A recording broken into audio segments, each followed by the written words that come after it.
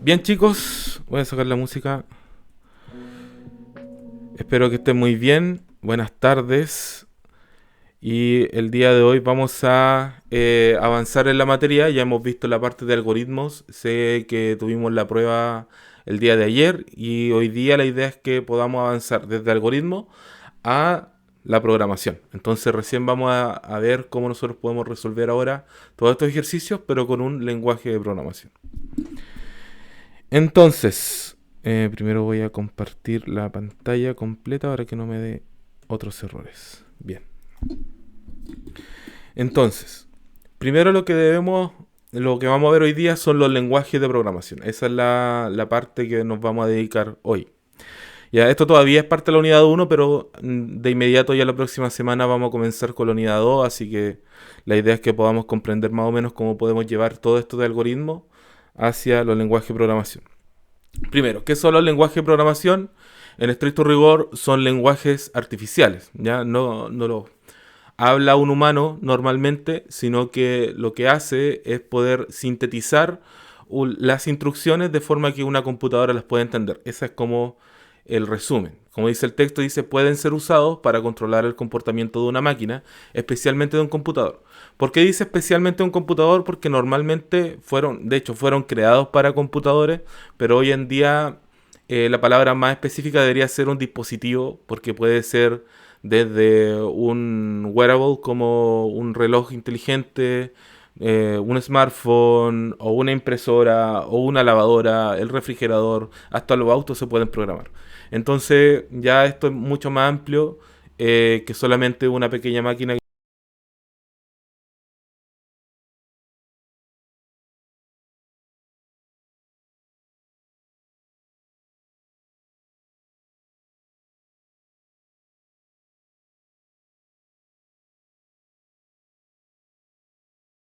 Sí, Ahora sí. ¿Qué pasó? escuchamos hasta la parte de después del ejemplo del auto, todo dispositivo se puede programar. Ya, se rompió aquí. ¿Qué pasó? Ya, no sé qué pasó. Bien, estaba hablando que en este caso, como les decía, en realidad todos estos son dispositivos, en todo esto se pueden programar. ¿Y qué es lo que hace esta programación? Es que permite expresar estas instrucciones, como dice el texto, escritas en ciertas reglas que luego serán ejecutadas por el usuario. Por el usuario en dicho dispositivo, ya en el dispositivo que se elige. Entonces, en esta parte, como dice la imagen, la idea es que va a haber una persona que va a plantear el problema y lo va a escribir en un cierto lenguaje, que todavía no hablamos de qué lenguaje, y lo va a expresar en la máquina, y la máquina lo va a entender en su lenguaje. El lenguaje de la máquina es ceros y unos. Cuesta entenderlo todavía porque también existe una forma de poder verlo en que cómo se juntan los ceros y los unos. De hecho, si en alguna vez en algún ramo matemático o en el ramo digital de circuito van a ver algún tipo de codificación en cero y uno para, por ejemplo, procesar algún tipo de circuito o procesar algún tipo de instrucciones básicas. Y eso ya es lenguaje de máquina, o sea, directamente están trabajando en la máquina. Existen algunas codificaciones que nosotros normalmente usamos. Por ejemplo, para poder escribir, nosotros utilizamos o la clasificación ASCII o de toda la familia de las clasificaciones ASCII, que son el teclado, o sea, los números, las letras, mayúscula, minúscula, el enter, borrar. Es una clasificación y cada uno de esas teclas tiene un número asignado. Así también está la UTF-8, que son otros estándares. Y así van a haber muchos estándares derivados entre estas dos familias, la ASCII y la UTF. Pero bueno, la idea es que podamos hablar del lenguaje de programación. Bueno, ¿qué hace un lenguaje de programación? Programas. Un conjunto de estas instrucciones tiene una secuencia lógica, están escritos en un lenguaje de programación y permite resolver un problema. O sea que tiene la misma lógica que los algoritmos. Por eso es tan importante primero entender cómo funciona un algoritmo, entender esta lógica, pensamiento computacional primero, antes de poder empezar a dar cabezazo en el computador, en el teclado. La idea entonces es poder crear estos programas a través de estos lenguajes. El programa recibe datos de entrada, realiza operaciones de transformación requerida y entrega los resultados esperados. Es tal cual lo que estábamos hablando con los diagramas de entrada y salida. Entonces, un programa también tenemos que verlo de esa forma. O sea, ¿qué es lo que requiere el programa? ¿Cómo vamos a procesar esa información? ¿Y cómo la vamos a entregar? Todo eso lo vamos a ver ahora de forma escrita. Esto también refleja la interacción que tiene el humano y el computador. Ya los programas en este caso, como ya les mencionaba, se escriben en lenguaje de programación y expresa las operaciones detalladas en un algoritmo. Y en este caso nosotros le vamos a llamar al programa escrito, ¿ya? No al ejecutable, al escrito le vamos a llamar código fuente, ¿ya? Y van a haber distintos códigos fuentes. En algunos casos son más complejos que otros, pero en el general se le llama código fuente. Así pues, los programadores son los diseñadores y escritores de dicho código fuente. Bueno, en este caso no tan solo los programadores son los que se dedican de forma profesional a crear software especializado.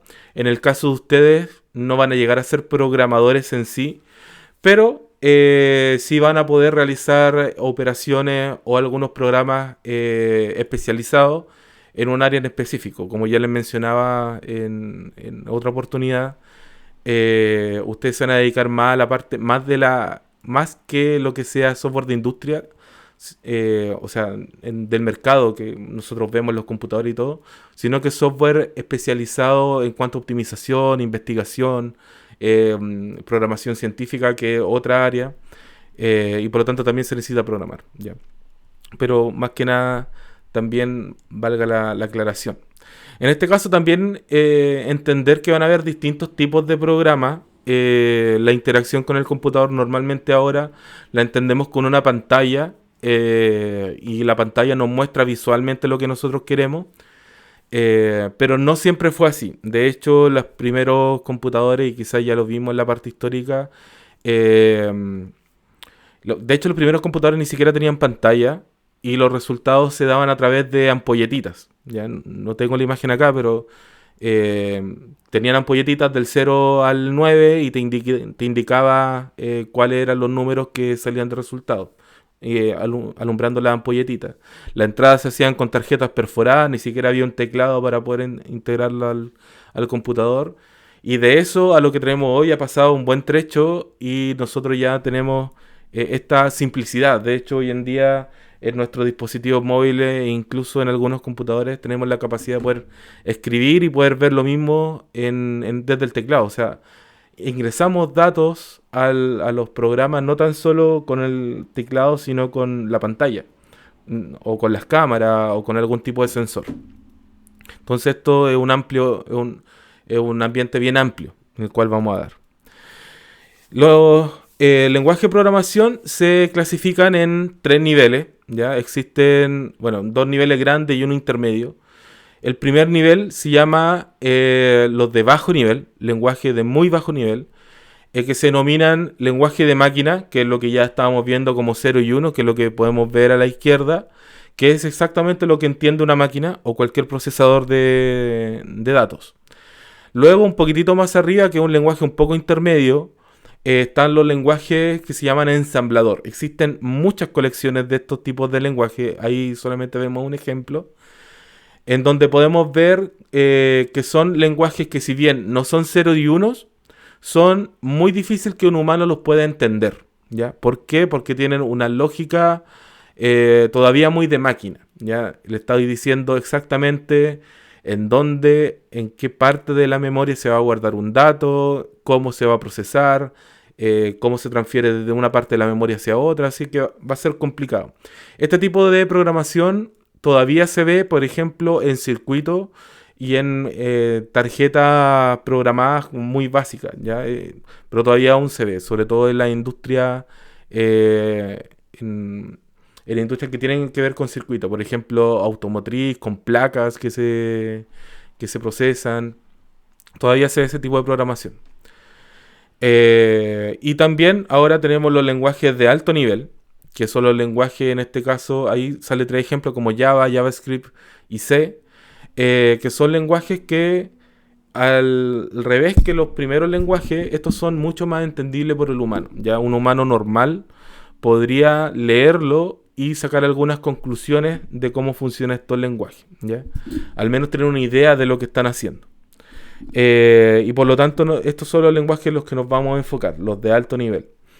Existe también, en este caso, sí, un tipo de programa que es el que está al lado, que se llama los programas ensambladores o los compiladores, que son los que hacen que nosotros podamos traspasar un cierto programa que está escrito en un lenguaje de alto nivel a un lenguaje de bajo nivel para que la máquina la pueda procesar. Entonces esto siempre va a pasar en este caso. Aquí.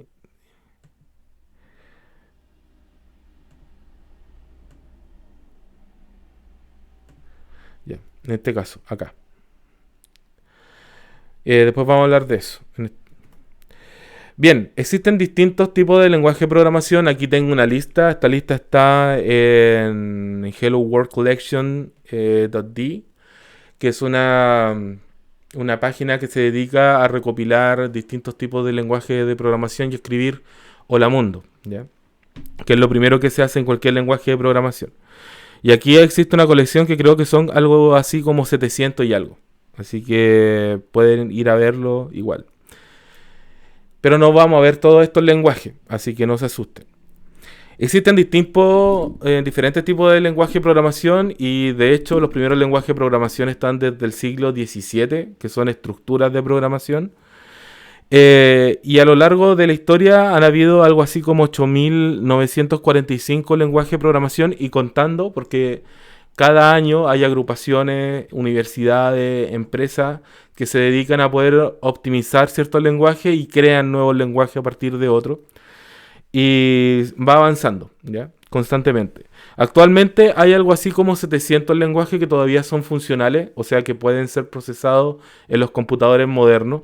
Todos los demás seguramente fueron utilizados para algún tipo o modelo de computador antiguo que no era homologable a los otros computadores o pertenecían a algún tipo de placa o algún tipo de circuito que ya no está funcionando hoy en día.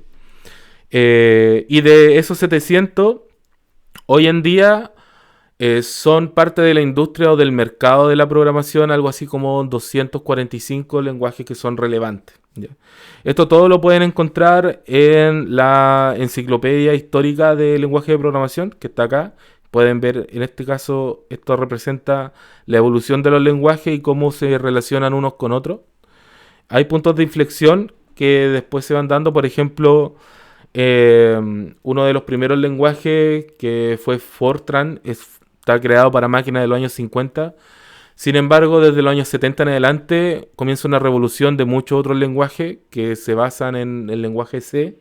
Y el lenguaje C comienza a tener una gran influencia en todos los lenguajes que tenemos hoy en día, incluso los que vamos a revisar nosotros en nuestra clase.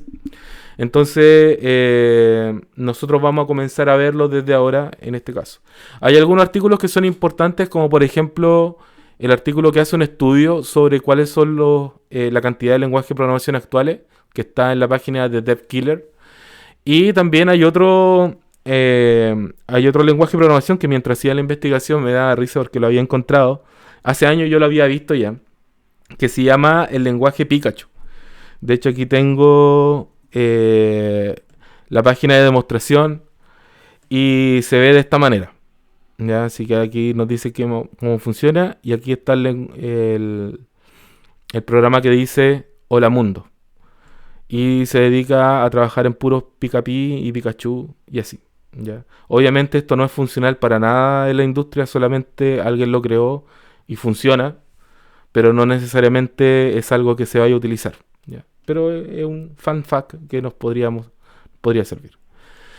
Bien, ahora, como no vamos a utilizar todos estos lenguajes, vamos a ver un ranking de hecho dos rankings de los lenguajes de programación que se ocupan hoy en día. El primero de ellos es el ranking que hace IEEE Spectrum, que es una revista, bueno, IEEE es una agrupación de ingenieros eléctricos y electrónicos de Estados Unidos, y dentro de ello está el margen de la ciencia y la computación, y ellos en la parte de la revista Spectrum hacen un análisis todos los años de cuáles son los lenguajes de programación que más se usan en la industria, tomando en cuenta muchos criterios y muchas agencias a lo largo del mundo. Yeah. Y ya creo que por cuarto o quinto año consecutivo que el primer lenguaje, el más popular y el más usado es Python, lo sigue Java, C, C++, JavaScript, C Sharp, R, Go, HTML, que no sé por qué lo consideran un lenguaje de programación, pero está, y Swift. Bien, de todo ello lo que nosotros vamos a ver va a ser Python y va a ser C Sharp. Si se dan cuenta, ambos son bien completos. En este caso C Sharp también puede ser, en este caso, móvil. En el caso de Python no tiene la parte móvil, pero yo sé que también se puede trabajar en móvil actualmente. Son lenguajes distintos, ¿ya? ¿En qué se diferencian principalmente los tipos de C? Por ejemplo, C es un lenguaje que se creó en el año 1972 en los laboratorios Bell por Dennis Ritchie. Es uno de los lenguajes pero más completos que han habido hoy en día. Tiene una influencia tremenda porque con el lenguaje C se creó el primer sistema operativo para computadores personales en el año 72, que se llama Unix, el sistema operativo Unix. Ese sistema operativo fue tan influyente en las universidades que fue utilizado por la mayoría de la industria con computadores grandes y luego más pequeños.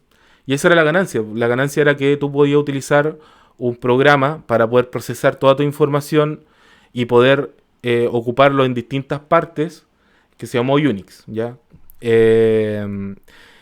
Y por lo tanto era muy influyente. Para poder hacer cualquier programa en Unix tenías que trabajar en C. A lo largo de la historia obviamente hubieron otros lenguajes y comenzaron a haber otras formas para poder resolver algunos problemas en programación. Y C quedó, si bien todavía es robusto, de hecho todavía se utiliza, sobre todo en los sistemas operativos Linux. Sin embargo, hay algunas cosas que son mucho más potentes que no las tiene disponible C, porque no se crearon en ese tiempo. Que es, por ejemplo, la programación orientada a objetos. Y se creó una versión nueva en los años 90, creo que se liberó en el 91 o 92, que fue C++. No me acuerdo el creador, todavía está vivo el creador, y él incorporó algunas cosas que se llamaban las clases y los objetos. Y luego C Sharp es una invención comercial que la creó Microsoft en el año 2002. De hecho la vamos a ver después. Y tienen licencia. De hecho, bueno, hoy en día es open source, pero hace unos 10 años atrás, para poder trabajar con C Sharp, tenías que comprar una licencia, como una licencia de conducir, pero una licencia para programar. Y tenías que pagársela a Microsoft, si no, no podías trabajar programando con ese lenguaje. Pasaba lo mismo con Java, pasaba lo mismo con MATLAB. Creo que todavía pasa lo mismo con SAP, que es otro lenguaje, y tienes que pagarle a la empresa. Bueno, eso son otras cosas legales que pasaban antes. Pero esa es la diferencia, son tipos de lenguaje distintos. Bien, y también acá al lado, en la parte derecha, está el ranking que hace TIOBE, que es una empresa consultora que está situada en Estados Unidos, pero creo que tiene su raíz en Francia. Y ellos hacen un ranking, pero en este caso desde el punto de vista de la industria, ¿ya? No de la popularidad, que en este caso IEEE es como de lo más popular. En este caso de la industria es como lo que todavía se usa en la industria, o sea, todavía es funcional en la industria. Y aquí hay una diferencia, por ejemplo, en septiembre del 2021 todavía está C, lo que les comentaba. C es tan robusto, es un lenguaje que todavía sirve tanto en los computadores, sobre todo en los servidores de grandes empresas, que todavía está funcional y es el primero, ¿ya? De hecho, yo leí hace un tiempo para poder entrar a las becas de Google, para entrar como interno, ¿cómo sería la palabra en español? Sería, no es pasantía, cuando haces prácticas, como cuando te vas de práctica, ellos pedían que aprendieras o lenguaje C o Python, una de las dos. En este caso, C es bien potente, como ya les comentaba, desde el 72 en adelante todavía es vigente. Y luego le sigue Python. Luego está Java, pero va a la baja C++, C Sharp, Visual Basic, que también es antiguo pero no es tan potente, sigue vigente porque todavía se sigue utilizando en la suite de Office. Si ustedes quieren modificar cualquier característica o hacer cualquier macro en Excel o en PowerPoint o en Word o en Access o en algún tipo de esa misma infraestructura, la pueden hacer en Visual Basic. También está JavaScript, que obviamente hoy en día está muy de moda. Está Assembler, que todavía sigue siendo potente. Dense cuenta, sigue este lenguaje de bajo nivel, o sea que es muy especializado en placas, en circuitos. Está PHP, que va a la baja, es especializado solamente en la parte web. Y SQL, que tiene que ver con bases de datos. ¿Ya? De acá lo interesante que no aparece en la otra parte, por ejemplo, es R. Lenguaje R seguramente ustedes lo van a tener que aprender en algún momento. Y lo que hace es que es un tipo de lenguaje de programación basado en estadísticas.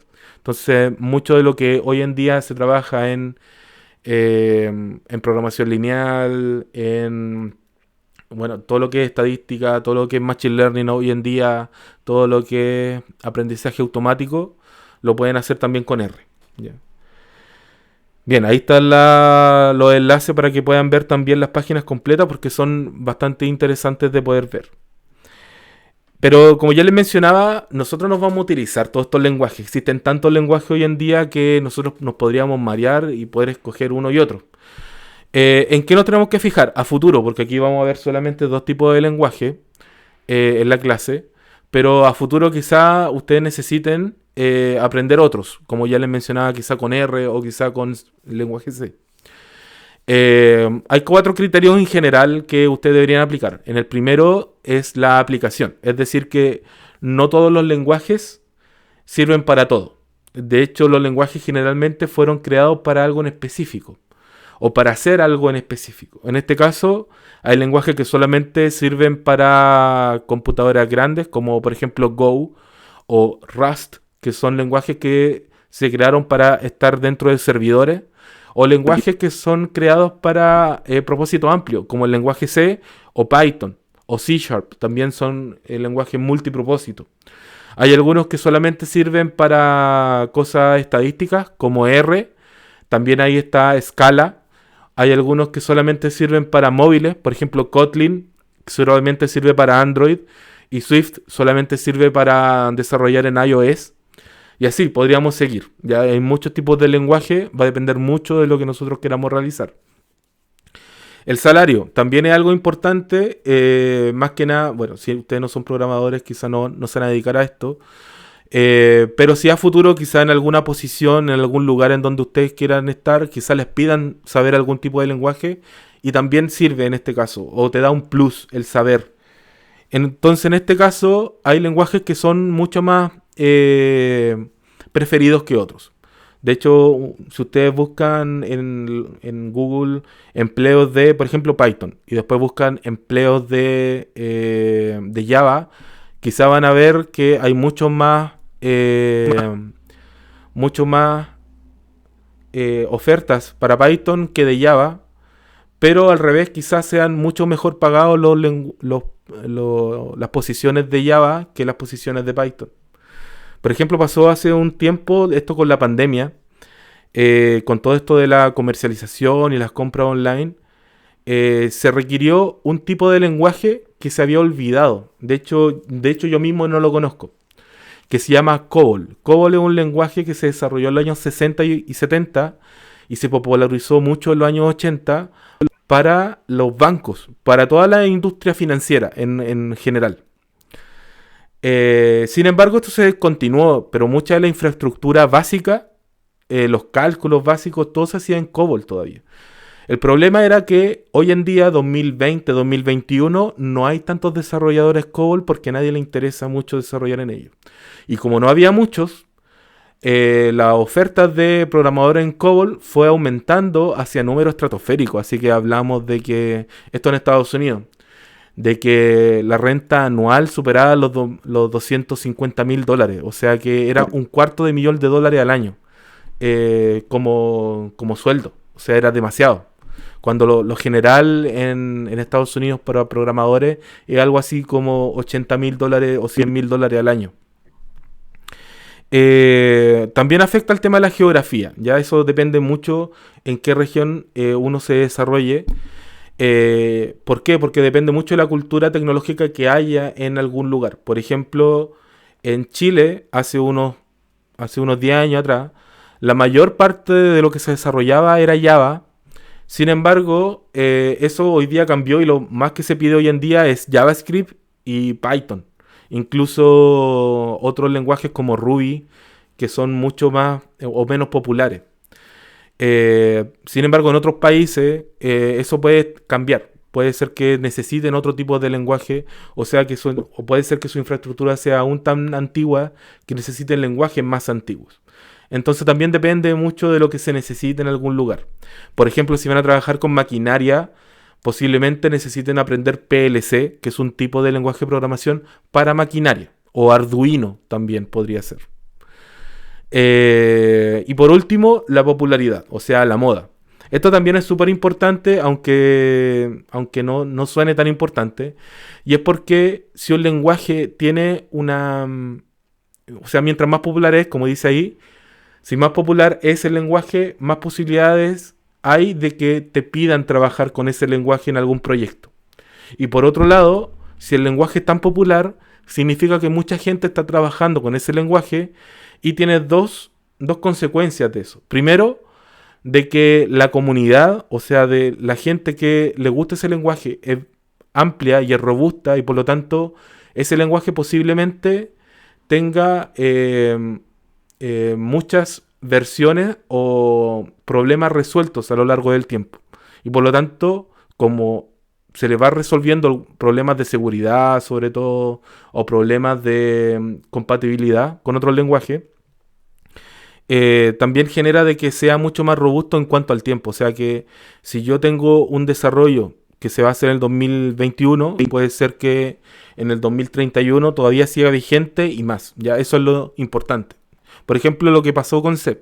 C se popularizó en el año 70 y hoy en día todavía sigue siendo un lenguaje muy potente, muy robusto porque las universidades lo enseñan, porque la industria lo requiere, porque la comunidad todavía lo utiliza. Así que ahí tiene una razón de ser. Bien, dicho eso, ahora vamos a ver los primeros pasos para poder programar. Ya nos queda media hora, así que vamos a tratar de ver lo máximo posible. Primero, para poder trabajar, bueno, yo les comentaba al principio de la asignatura de que van a necesitar un computador. Es lo más cómodo poder trabajar en un computador. Yo sé que quizás no todos tienen, ojalá todos tengan, pero si no tienen, también hay algunas alternativas para teléfonos móviles o para tablet, aunque no es lo recomendable por el tamaño. O sea, teclear o programar en estos ambientes no es lo más cómodo. En un computador es lo más cómodo. Que tengas al menos un teclado. Bien, aparte de eso, vas a necesitar algo que se llama IDE o editor de texto, ¿ya? Los editores de texto básicamente es como el Word, pero para código. O sea, algo que te permita expresar un tipo de código y que no te moleste. De hecho, que te ayude. Que te dé herramientas visuales para poder distinguir ciertas cosas, ¿ya? Por eso es tan importante poder decidirse por uno.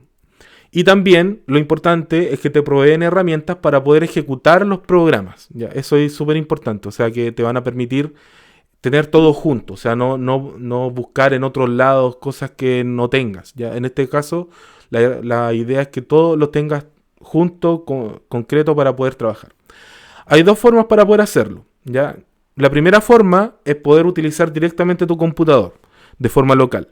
En este caso, mi preferencia es poder utilizar Visual Studio Code, que es un programa desarrollado por Microsoft y que es bastante cómodo. Yo lo utilizo normalmente para todos mis desarrollos actualmente.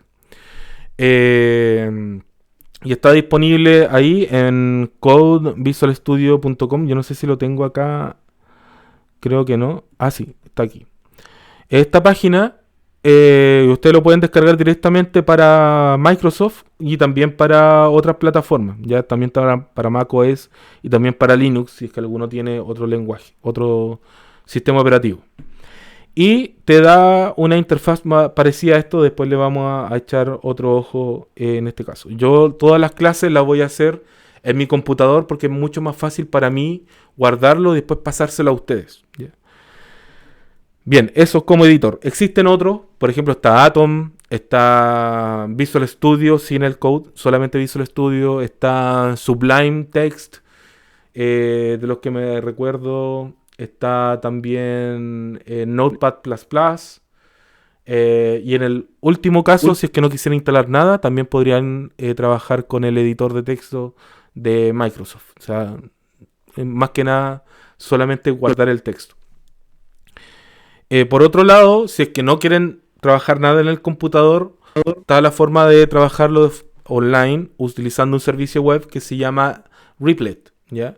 Esto es un IDE in browser, como dice acá, y está disponible en esta página, en replit.com, que la tengo acá.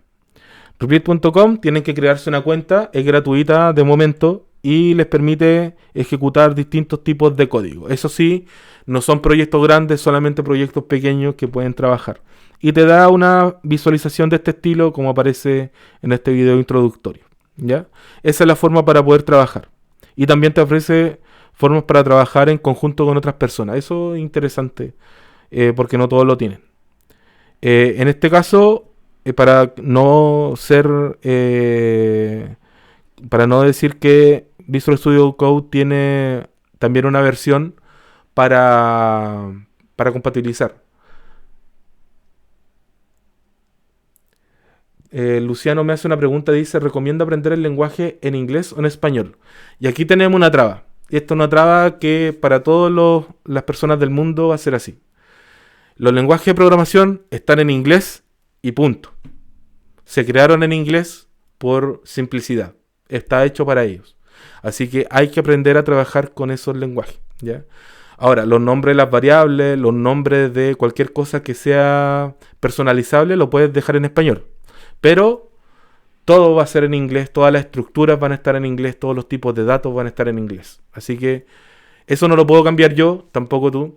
Existen algunas aproximaciones, no me acuerdo el nombre, pero existe un lenguaje de programación que se hizo en la Universidad del Tecnológico Monterrey, que es un lenguaje como latino y lo puedes escribir en español, pero no se usa, así que tampoco es muy recomendable utilizarlo.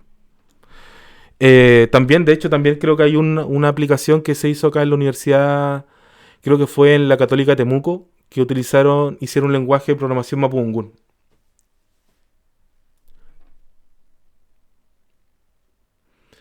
Nazareno dice, si no me equivoco, para aprender a programar en español, el programa tendría que girar en torno al español y eso es raro. Es que nada está hecho en español. Toda la infraestructura está creada en inglés, así que difícil.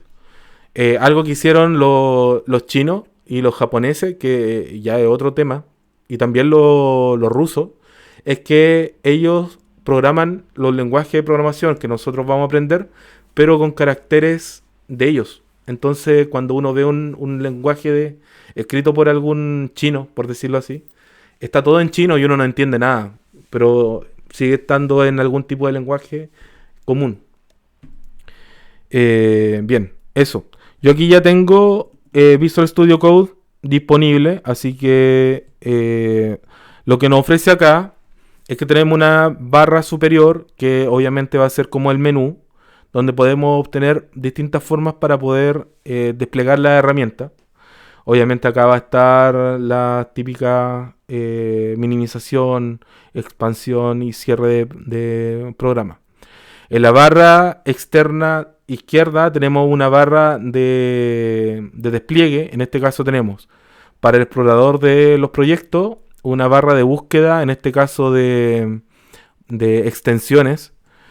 Aquí yo tengo una barra de control del código fuente que no se los voy a explicar ahora, pero quizá en un futuro se lo explique, que tiene que ver con las versiones del código. Para que no tengas, por ejemplo, este código me funciona, versión 1, este código me funciona, ahora sí que sí. Después, este código sí que sí me funciona final, y así puedes seguir expandiendo. La idea es que tú siempre tengas un solo código fuente.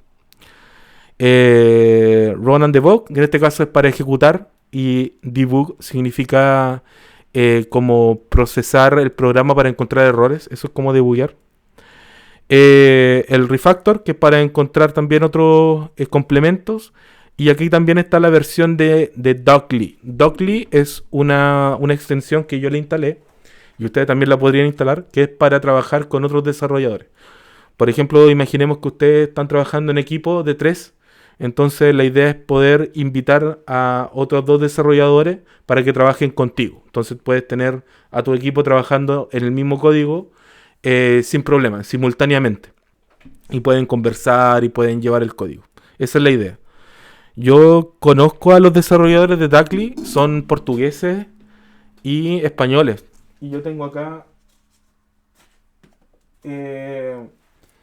tengo acá unos stickers que me regalaron ellos. Así que al menos funciona. Son bien atentos. Ya. Ese es como el dato para que puedan trabajar. Todavía no habremos nada de esto. Aquí tenemos el área del proyecto. En este caso yo ya tengo un proyecto abierto que es la carpeta del curso, que es Introducción a Programación 2021-2. Voy a tener una carpeta para C# y una carpeta para Python. Aquí va a estar el área del código, la área superior, y el área inferior, el área que dice terminal, ¿ya? Yo acá voy a procesar todos los programas. Esto es una consola, ¿ya? Consola, terminal, en Windows se le llama CMD o PowerShell. Yo acá tengo incorporada mi PowerShell. Eso es lo que les puedo comentar. Por ejemplo, si yo acá escribo PowerShell en el buscador de Google, me aparece Windows PowerShell y es exactamente la misma que aparece acá, ¿ya? Pero la idea, como ya les mencionaba, es que tú tengas todo en una misma ventana, que no tengas que buscar cambiar de ventana cada vez que estás programando. La idea es que trabajes directamente en el mismo lugar. Entonces, este tipo de programa te permite trabajar de esta manera, ¿ya? Entonces siempre vas a tener dónde vas a programar y dónde vas a ejecutar. En cambio, cuando ustedes están trabajando en Replit, van a tener esta interfaz que es como una red social, así que van a poder compartir su código también. Y pueden crear un nuevo ambiente. Yo aquí tengo un ambiente creado. Vamos a ver si carga. Creo que aquí, ese. Y me crea algo similar, ¿ya? En este caso tengo también todas mis opciones para poder trabajar. Tengo el área del proyecto y tengo un programa. Ya este es el área de código y aquí vendría siendo el área de la terminal. O sea que es más o menos lo mismo. Por eso le estaba explicando cuáles son las partes que vamos a trabajar. El área del código y el área de la terminal. Esa es la idea de poder trabajar con esto. Bien, lo puedes descargar después. Yo por ahora voy a seguir en adelante para que podamos trabajar. Ok, tenemos entonces, si se deciden por uno de esos, pueden instalarlo. Yo les recomiendo instalarlo, para vivir la experiencia y tenerlo en su computador y después no lo van a tener problema de poder ejecutar. Bien, vamos a hacer entonces primero una introducción a C# y entender cómo es. Bien, hablemos entonces de este lenguaje. Este lenguaje, como ya les había hablado delante, cuando les explicaba la diferencia de los distintos tipos de lenguaje que tienen el nombre C. Este lenguaje toma toda la base del lenguaje C original y el lenguaje C++. Y lo que hace básicamente es que fue creado por desarrolladores de Microsoft en el 2002, pero pensando que ellos iban a tener una infraestructura sumamente poderosa, ¿ya? Para explicar esto hay que remontarse hacia esos años, en el principio de los 2000, hacia el 2010. La idea de Microsoft era dominar el mercado mundial en cuanto a tecnología para ganarle a Google. Google y Amazon, que en ese entonces no existían como grandes referentes mundiales, ¿ya? Y no eran tan amplios. Entonces Microsoft pensaba que podía ganar el mercado. Y por lo tanto comenzó a crear este lenguaje que era exclusivo para su plataforma. Hoy en día funciona para distintas plataformas. Y que funciona sobre un elemento central que se le llama la plataforma .NET Framework, ¿ya? .NET es, por decirlo así, como una máquina virtual, ¿ya? La idea de ello es que, independiente de que tú estés trabajando en tu computador personal, en una Mac, en un Linux, en un servidor de una gran empresa, siempre todas compartan un elemento central que es esta máquina virtual, la máquina virtual de .NET, de .NET. Entonces, la idea es que tú puedes trabajar un programa en tu máquina virtual y lanzarlo después en un servidor para 10.000, 100.000 personas y no se va a caer porque va a funcionar en la misma máquina virtual.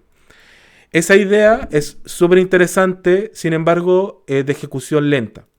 Y por lo tanto, por eso hay otros lenguajes que son mucho mejores. Por ejemplo, C es mucho más rápido que C# en ejecución porque C, el lenguaje C normal, lo que hace para poder funcionar es que se transforma literalmente de un lenguaje de alto nivel a un lenguaje de bajo nivel.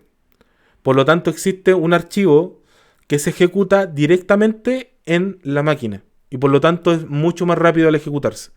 Todas las supercomputadoras del mundo, por ejemplo acá en la Universidad de Chile está la computadora Lautaro, que es la más rápida creo que de Sudamérica, que son monstruosos, tienen muchos computadores, un clúster de computadores muy grande y que funciona con lenguaje C. O sea que eso tiene que procesarse el lenguaje C para ser rápido. C# lo que tiene que hacer entonces es que tiene tu código fuente y se traduce hacia la máquina virtual y la máquina virtual ejecuta en la máquina real.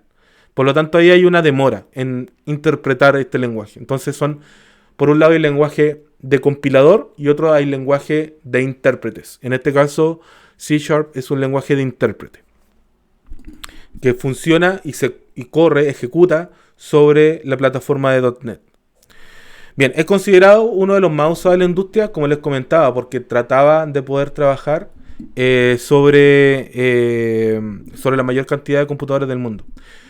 Nazareno me pregunta, ¿qué se refiere con código abierto? Bien, yo les comentaba anteriormente de que antes, hace unos 10 años atrás, para poder trabajar en C# uno tenía que tener una licencia.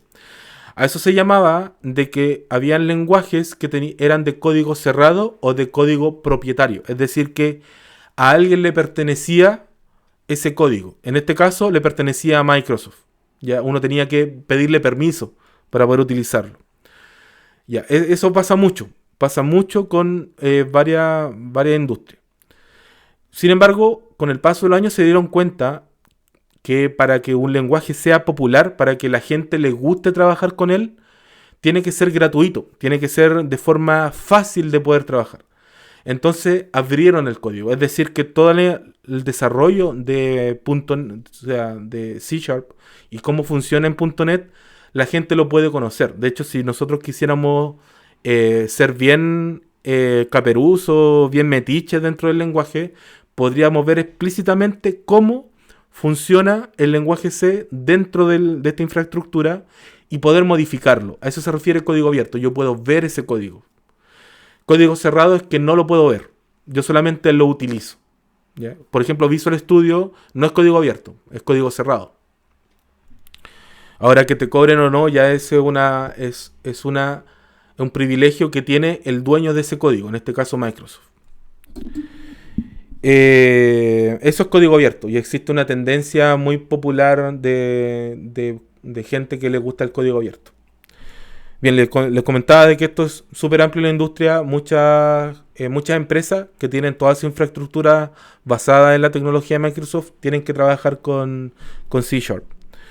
Es de propósito general, es decir, que no está basado solamente en un tipo de desarrollo. De hecho, sirve para desarrollos locales, para aplicaciones de escritorio, sobre todo para aplicaciones móviles. Esto es bien aplicaciones móviles con hartos símbolos de comillas, porque C# estuvo pensado para los primeros teléfonos que tenían sistema operativo Windows Phone. Por eso se considera de aplicaciones móviles, pero hoy en día no se utiliza para eso. Desarrollo web sobre todo, sí, y también para videojuegos, porque hay plataformas, por ejemplo Unity, que funciona con C# o con C++, para juegos que funcionan en PlayStation, sobre todo en PlayStation y juegos de computadora. Porque son optimizados para ese tipo de entorno y funcionan bastante bien. Y tiene una gran compatibilidad con toda la infraestructura del entorno Microsoft. Eso es obvio porque estuvo pensado desde un principio para que fuera así, para que fuera compatible con todo. Y aquí está la página en donde pueden encontrar documentación oficial desde directamente Microsoft. O sea que acá, vamos a ver, era acá. Esta es la página de inicio donde sale la documentación de C#. Está todo en inglés, no lo podemos cambiar. Pero te ofrece una vista de cómo ustedes pueden aprender todo de C# y cómo deberían aprenderlo. Sobre todo aquí en la parte donde dice Get Started, deberían leer toda esa parte, ¿ya? Pero no lo voy a hacer leer eso, obviamente. Bien, pasamos con esto. Para poder trabajar con C# en tu computador, lo que deberían hacer es instalar este ambiente .NET, ¿ya? Eso se le llama el SDK, que es el Support Development Kit, o Kill Tool. Kit Tool, sí. No, Toolkit, es al revés. Ya, pero es el kit de desarrollo de software. Y lo puedes descargar desde .NET, bueno, desde esta dirección que está acá, y te va a dar esta ventana. Bueno, más opciones, pero en este caso esta ventana, y descargar la primera parte, solamente esto que dice .NET Core SDK por 64, es exclusivamente esa parte. Yo creo que lo tengo acá. No, voy a ver entonces.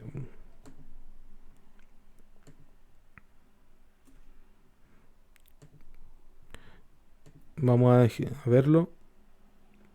Bien, tenemos esta página entonces y nos dice, bien, está para todos los sistemas operativos que nosotros quisiéramos trabajar, y en este caso vamos a poder descargarlo. Ya, yo lo descargué, si lo voy a ver acá en descargas. Y sería este desarrollo que se llama .NET SDK, ¿ya? Y uno lo ejecuta, siguiente, no hay que hacer muchas configuraciones y queda listo para poder trabajar. ¿Y qué es lo que vamos a hacer? Bien, lo primero que vamos a hacer es poder crear nuestro primer programa. Este vendría siendo el Hola Mundo, que es el primer programa que se hace en cualquier sistema operativo, ¿ya? O sea, en cualquier lenguaje de programación. Y tenemos que hacer algunas cosas con la consola. Así que lo voy a trabajar con aquí con mi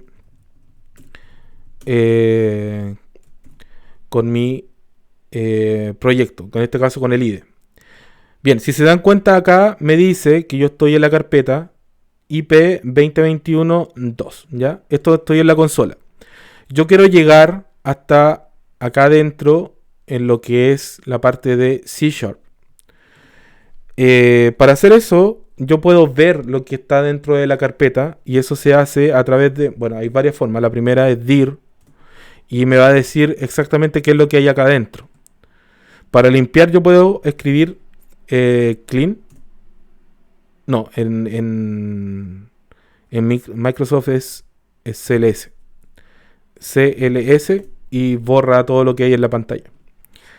Bien, entonces también existe la forma que se llama list, LS, y también me da a entender qué es lo que hay. En este caso me dice que hay una carpeta. Para poder entrar a esa carpeta, yo necesito acceder, ¿ya? Yo al menos siempre trato de razonarlo de esa manera. Acceder se hace con C y D. Acceder a la carpeta. En este caso, C#.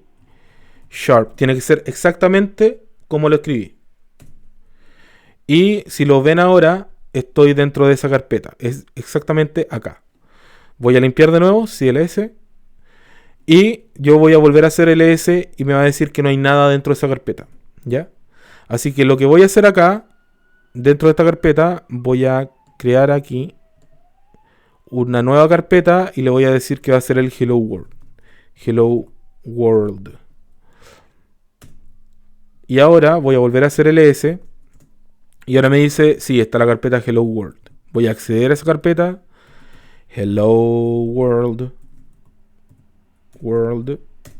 Y ya estoy dentro de esa carpeta. No hay nada aquí todavía. Bien, entonces, esto se hace siempre que ya hayamos instalado C Sharp. Ya esa es la idea. Entonces, nos dice que tenemos que escribir esto. .NET New Console. ¿Ya? Como yo ya sé que tengo instalado .NET, yo debería comprobar eso. Para comprobarlo, yo voy a escribir primero .NET y lo voy a escribir version. Esto me va a permitir saber qué versión estoy ocupando. ¿Ya? Si me dice la versión, es entonces que yo tengo instalado el programa. Si no me dijera la versión y me diera un error, significa que el programa o se instaló mal, o tuve problema al instalar, o que lo que descargué no me servía. Entonces hay que tener en cuenta y poder comprobar esto primero. ¿Ya? Una vez que ya sepan y les dé la versión, van a poder utilizarlo. En este caso entonces vamos a escribir .NET New Console. Si yo escribo .NET y escribo solamente New, me va a dar varias alternativas. ¿Ya? Yo aquí voy a expandir mi terminal y me va a decir, mira, existen todas estas opciones para poder trabajar con un programa de .NET. ¿Ya? Sin embargo, yo lo único que voy a utilizar va a ser la más básica, que se llama Console. Por eso voy a trabajar con eso. Por eso yo ahora, bueno, voy a limpiar. Limpiar también se puede hacer con Control L. Y voy a escribir .NET Console. .NET New Console. Voy a bajar esto para que se vea todo. Y vean acá cómo se va a crear algunos textos que voy a necesitar. Entonces escribo esto. Y se creó, en este caso, dice, se está de forma exitosa. Se creó de forma exitosa. Bien, limpiamos esto y acá vemos que tenemos varios archivos. No nos vamos a preocupar de esta carpeta, tampoco de este programa, o sea, de este código que aparece acá, sino de este, solamente del punto CS. Si yo voy acá, me abre directamente este programa y ya tengo varias partes de este código. ¿Ya? Todavía no vamos a entrar en detalle, pero va a ser necesario que lo entiendan después. Nazareno me pregunta, ¿y esos programas son obligatorios de instalar en caso de querer usar Visual Studio? Si quieres utilizar Visual Studio o cualquier otro IDE, vas a tener que instalar .NET. Porque, como ya les comentaba al principio, C# funciona sobre .NET. Esa es la idea. Bien, entonces, ahora que yo ya tengo este programa, que es exactamente el programa que tengo acá, ¿ya? Using System, namespace Hello World, class Program, public static void main string args, console write line Hello World. Y eso es todo lo que tenemos ahora. Se ve difícil, la verdad es que no es tan difícil. El tema es que tenemos que ser como constantes o entender cada parte. Bien, primero, esta primera parte. Using System es lo que está queriendo decir el programa, es que está dentro del ambiente de .NET. Ya está utilizando todas las funcionalidades de la plataforma .NET, pero en tu computador. ¿Ya? Entonces es como que le está diciendo, voy a utilizar tu computador. Using System. ¿Ya? Utilizar tu computador. Luego aparece namespace. En inglés sería como el espacio del nombre. Y si se dan cuenta, es exactamente igual al nombre que yo le di a la carpeta. Hello World. ¿Ya? Entonces este va a ser el nombre del proyecto. ¿Ya? El nombre de donde voy a trabajar. Luego aparece acá adentro class. Class hace referencia a una clase. Ya mucho más adelante vamos a entender que es una clase. Pero esto quiero que lo entiendan que es como el entorno en el cual voy a trabajar. Voy a trabajar en el entorno de un nombre que se llama Program. Este va a ser mi clase, la clase Program, donde yo voy a poder trabajar. Y luego viene el main, ¿ya? Esta función principal, ya main en inglés principal. Y aquí tiene otro apellido, en este caso se llama static, porque esto siempre va a estar fijo en el programa, va a ser siempre esta función la que va a funcionar primero, por eso es static, y void viene de que no va a haber un retorno. Esto son palabras que todavía no logran entender, pero esto quiere decir que no tiene un tipo de dato determinado, ¿ya? Es... y no le exige retornar cualquier cosa. Por eso es void, como vacío, ¿ya? En este caso. Y dentro de, como esto es una función, tiene paréntesis, por lo tanto requiere sí o sí de que tenga paréntesis, a diferencia de los anteriores que no tienen. En este caso me obliga a tener un paréntesis. Y dentro de ese paréntesis vienen los argumentos. Por eso esto se llama args, ¿ya? De argumentos. Y esto me está queriendo decir que es de tipo strings. Todavía no saben qué es string, así que vamos a decir solamente de que estos argumentos que están acá adentro son del tipo strings, nada más. Y tienen, en este caso, como estos corchetes, eso quiere decir que son más de uno, son varios argumentos. Bien, ahora lo esencial. Acá dentro de este programa, dentro de estas llaves, viene recién el programa. Es todo lo demás que utilicé antes vendría siendo recién la parte donde yo le estoy diciendo esto va a ser el algoritmo para tal programa. Y acá recién adentro voy a comenzar a trabajar en mi programa. ¿Qué le estoy diciendo acá? Como yo estoy trabajando con una consola, me va a decir la consola va a escribir hola mundo. Y eso es todo lo que va a realizar. Ya, vamos a ejecutarlo entonces. Para ejecutarlo voy a utilizar .NET Run. ¿Ya? En inglés run se refiere a que el programa se va a ejecutar. Ya va a correr en la jerga de la programación. Voy a ejecutar esto entonces. Se va a llamar .NET. Voy a hacer esto más grande porque parece que en la pantalla no se logra apreciar del todo. Bien, después vamos a tener que solucionar esto, pero creo que ahí se logra apreciar mejor al menos en la grabación. Bien, .NET Run. Y con esto se va a ejecutar todo lo que está dentro de este proyecto. ¿Ya? Entonces yo ejecuto esto y me dice Hello World. Y bien, esa es toda la ejecución de esta parte. Bien, ¿se entendió? ¿Hay alguna duda? ¿Algo que no quede claro? ¿Algo que no les guste por ahora? ¿Se ve complejo? Sí. Sí. Profe, Ese Dígame. hello world que va a decir, nosotros por ejemplo lo podemos cambiar como por otro texto.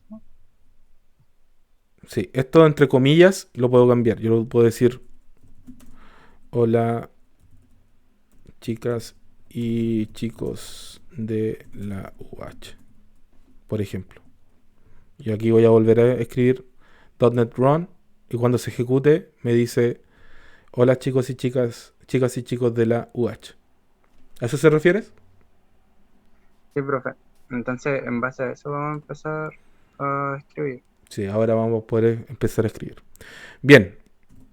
Se ve complicado, ¿cierto? Harto código, harto que entender, harto que memorizar, ¿cierto?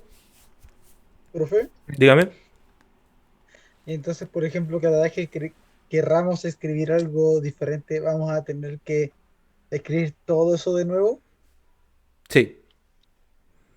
Pero bueno, Ok. después lo vamos a aprender bien, ¿ah? Después, tranquilo. Esto es el programa básico. Si yo quiero incluir más instrucciones, yo tengo que escribirla acá. Por ejemplo, voy a copiar y pegar otra línea y voy a decir, esta es otra línea. Y la voy a ejecutar acá. Entonces, si yo quiero seguir añadiendo instrucciones, tienen que estar dentro del main. ¿Se entiende? Sí, profe. Sí, sí, sí. Ahora sí. A eso me refería. A eso se refiere. No hay que escribir todo de nuevo. Ahora, si es otro proyecto, otro ejemplo, claro, tengo que escribir todo esto de nuevo. Pero en lo básico, esto tiene que ser dentro del main. ¿Ya? Bien, listo. Ya llegamos a la hora, pero quiero que al menos veamos la parte de Python y después nos despedimos para la siguiente clase. Ya, chicos. Se ve entonces complicado, pero es útil. Dice Luciano, el run que sale en la barra de arriba, ¿para qué sirve? ¿Acá? ¿Esta? Yo acá también la puedo ejecutar. Puedo decir, bueno, acá aparece, en este caso, debería aparecer run. Run without debugging. Para que se ejecute tal cual. Creo que ejecuta exactamente lo que... Ah, pero aquí tengo que hacer unas configuraciones primero. ¿Qué es lo que hace? Que yo también puedo ejecutarlo de esa manera, pero yo generalmente no lo uso, ¿ya? Hay que hacer unas configuraciones que a mí no me gusta hacer, así que a mí me gusta más trabajar con la terminal, ¿ya? Porque es más simple. Al final de cuentas parece como muy complejo, pero es más simple. Bien. ¿Algo que no se haya entendido todavía? ¿Vamos bien? ¿Sí? Ya, vamos a la siguiente entonces. Bien, ya pasamos por C# y después vamos a ir viendo todo en paralelo, así que ahora vamos a presentar Python. Python es un lenguaje que fue creado en el año 94, si no tengo mala memoria, aunque sí creo que fue el proyecto llevaba ya al menos unos 5 o 6 años, o sea, es que esto comenzó como en los años 88, 89. Pero sí fue liberado la primera versión en el 94 y fue creado por gente de la comunidad. Es decir, que esto no era parte de una industria a diferencia del otro software. Y por lo tanto, fue creado directamente como código abierto. Y después se creó una fundación que está llevando todas las versiones del código. Es uno de los lenguajes más usados en la actualidad. De hecho, lo respalda con lo que estábamos viendo en los rankings. Ya lleva 5 o 6 años liderando el ranking de los lenguajes de programación más usados. Y va en alza. Va en alza sobre todo con el área de inteligencia artificial. El área que a mí me gusta y que estoy trabajando. Así que la mayor parte de las cosas que yo hago, las hago en Python. Es de propósito general. Partió siendo un lenguaje que permitía hacer scripts, ya que son pequeños textos, incrustando código. Y es muy muy fácil de poder aprender. Y por lo tanto, como era de código general, uno podía generar entornos locales como aplicaciones de escritorio, juegos, aplicaciones móviles, aplicaciones web, todo tipo de aplicaciones. ¿Por qué? Porque este código es muy minimalista. A diferencia del anterior, que era muy estructurado, el código Python es minimalista. Es un código que te permite expresar todo lo que tú quieres de forma simple. Este tipo de lenguaje de programación tiene una comunidad tremenda y una documentación oficial muy, muy buena. Sin embargo, van a encontrar quizá en algunos casos alguna inconsistencia porque hace algunos años sufrió un cambio muy fuerte de versión. Tenía la versión 2.7 y después se creó la versión 3.4 y ocurrió un cambio como de generación que obligó a que muchas cosas se hicieran de maneras distintas. Así que hay que tener ojo de que todo lo que vean sea de Python.3, al menos. Toda la documentación está disponible en la página oficial de Python. Ustedes pueden ir a la página de Python. Yo la tengo acá, si mal no recuerdo. Python. No, creo que lo vamos a tener que ver acá. Y está aquí. Vamos a correr esto acá. Y acá, si se dan cuenta, me dice qué es Python y cómo funciona. Y también me ofrece una pequeña terminal para poder trabajar con Python si es que yo quisiera probar algunas cosas. Python funciona, como aparece aquí, como una interfaz, ¿cómo podría decirse? Como una interfaz flexible. Por ejemplo, yo aquí le podría decir A es igual 8 y después yo le podría preguntar A. Y me dice A es 8. Entonces es como una consola muy simple de poder utilizar. Después lo vamos a utilizar. Obviamente esto no te va a permitir hacer nada de algún proyecto complicado o un ejercicio un poco más complicado porque no puedes guardar, no puedes hacer nada. Así que esto solamente para probar algunas cosas. Y si quieres descargarlo, hay que ir a la página de Downloads, donde te ofrece la versión disponible para tu sistema operativo. En este caso, para Windows te dice que está la versión 3.9.7. Yo no me acuerdo ya en qué versión estoy, así que puedo manejarla. Y uno puede ir a la documentación. Si uno va a la documentación, se va a encontrar con que hay para gente que está comenzando, para intermedios, para avanzados y algunas cosas en general. Así que hay tutoriales también, en este caso todo en inglés.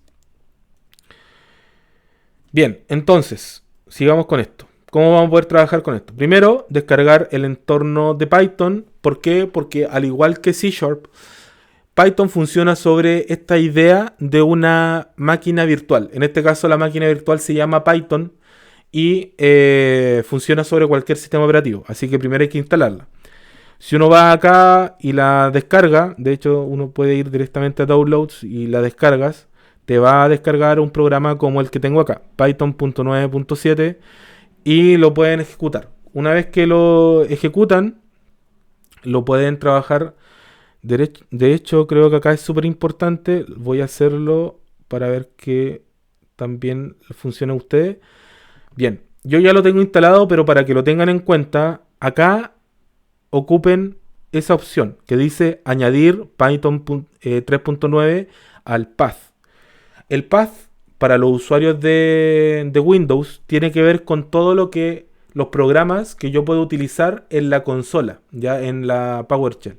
Por lo tanto, va a ser súper útil tenerlo ahí integrado, ya para que después se pueda hacer a mano, pero mucho más complejo. Así que, por favor, háganlo ahí. Bien, no voy a seguir porque esto va a ser solamente de demostración. Bien, entonces, ahora que yo estoy acá, yo puedo ir entonces a mi proyecto y puedo crear un archivo que termine con la extensión .py.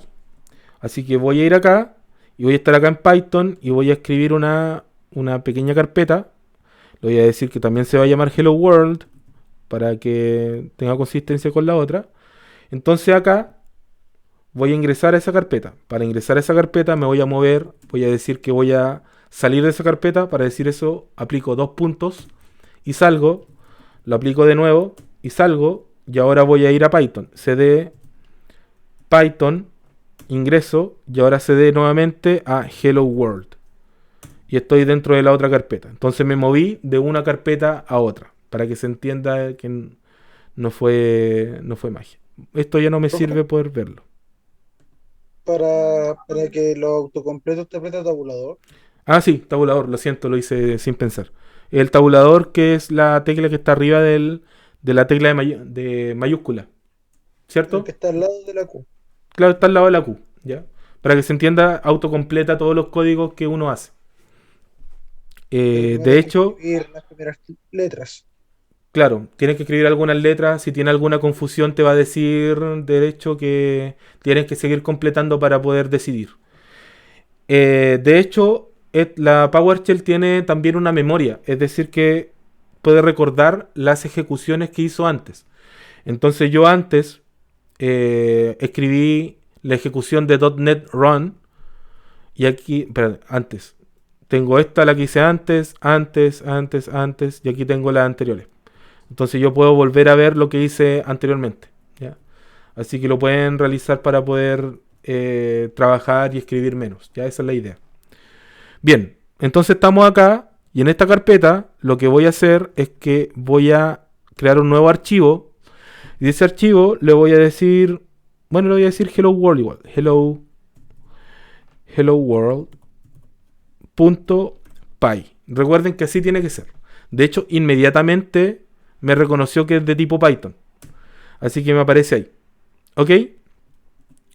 Y bien, el programa más grande y más terrible de Python en la vida es que el primer programa de Python de Hello World es solamente decir print Hello World. Así que vamos a escribir acá print paréntesis doble comillas doble Hello World. Bien, y se guarda, ¿ya? Control S para guardar o guardar. Bien, para poder ejecutarlo ahora tengo que escribir Python y el nombre del programa, .py. También existe la opción que va a depender mucho de cómo esté instalado en su computador. En algunos casos también funciona Python 3 y el nombre del programa. O también Py y el nombre del programa. Por ejemplo, vamos a hacer el normal, Python, y el nombre del programa se llama Hello World. Hello World.py. Ya, bien, hizo salto de línea, pero no se preocupen de eso. Si yo lo ejecuto, me aparece Hello World.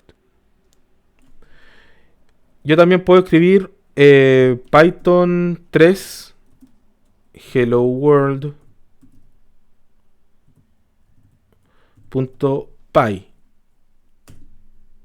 Ya, aquí me dice que yo no tengo Python 3. Ya, en algunos casos funciona.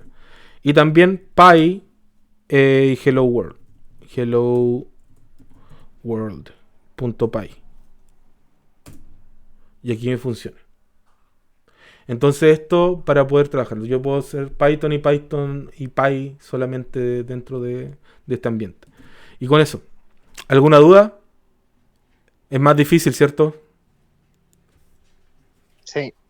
Mucho más difícil. Mucho más complejo. Mucho más complejo. Me explotó el cerebro.